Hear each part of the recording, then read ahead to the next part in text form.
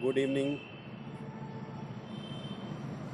Self talk का कारवां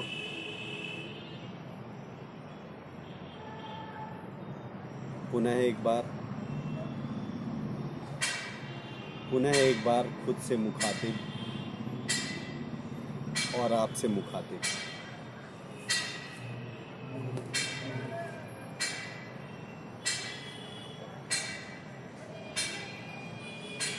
पहले के भी वीडियो में आपसे बात कर चुका हूँ मन बुद्धि अहंकार की।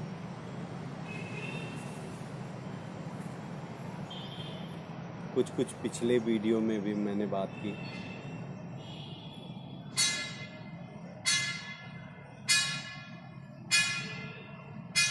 और फिर ये भी बात की self, return to the self first, self is the key and breath is the master key, and breath के गैप के बारे में बात की। ब्रीथ का गैप बहुत महत्वपूर्ण है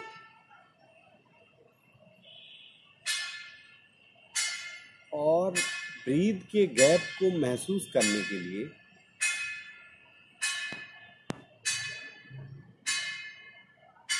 मुझे लगता है कि जब आप सुबह उठें, क्योंकि मैंने फील किया है कि जब मैं सुबह उठने के साथ अभी पूरी तरह से उठा नहीं, लेटा ही हूँ और देख रहा हूँ कि सांस आ रही है और फिर सांस जा रही है। तो वो जो आने जाने का आई और फिर थोड़ी देर बाद ठहरी और फिर जाना शुरू की। तो जब आप सुबह आप उठ गए हैं, महसूस कर रहे हैं, चिड़ियों की आवाज़ आ रही है, सब कुछ आ रहा है, ये भी दिख रहा है कि सांस चल रही है, तो लेटे लेटे ही कोशिश करें देखने की कि जो सांस आई और जो सांस गई, तो सांस आने के बाद ठहरी और फिर जाना शुरू की। तो जब जाना शुरू की तो फिर एक समय तक जाती है और फिर जाने के बाद फिर ठहरती है, फिर आना शुरू होती है। तो वो जो ठहराव है, वो ठहराव की जो ड्यूरेशन है, सुबह यदि आप ऑब्जर्व करोगे तो निश्चित तौर पे आपको समझ में आएगा कि वो ठहराव का जो ड्यूरेशन है वो सामान्य ड्यूरेशन से कहीं ज़्यादा आपको समझ में आएगा। उसकी वजह सिर्फ इतनी है कि जो आप रात में, हम या आप जो रात में रिलैक्स हुए और जो एक तरह से शरीर और मन बुद्धि या जो भी वो जो उसकी गति रुकी, जिस तरह से रिलैक्स होने के बाद जब आप देखते हो कि आपकी श्वास की गति कुछ और होती है, तो उस समय आप ज़्यादा ऑब्जर्व कर सकते हो कि वो जो गैप की ड्यूरेशन है कहीं ज़्यादा रहती है।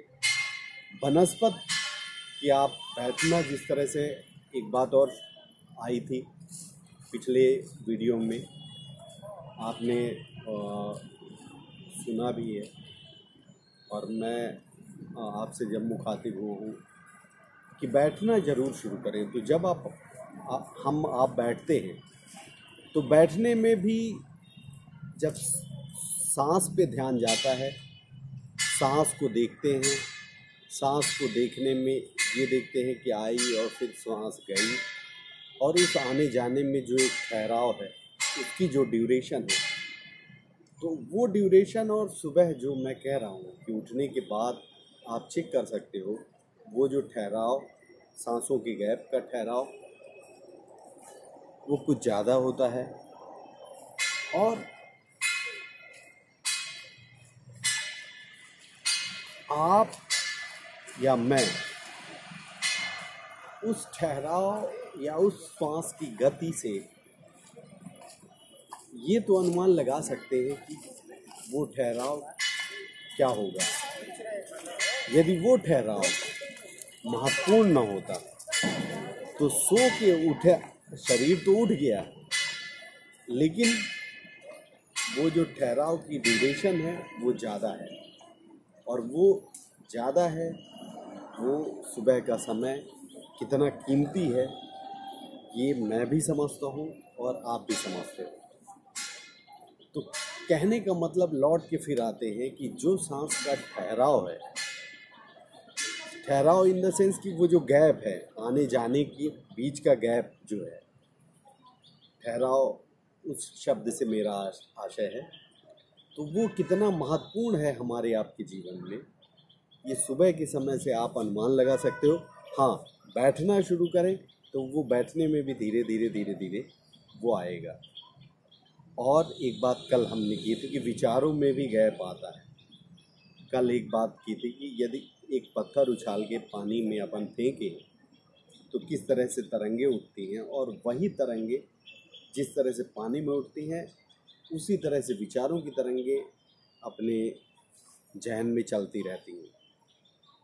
और ऐसा लगता है कि मतलब अनवरत प्रोसेस है, तो उसमें भी विचारों में भी गैप आता है।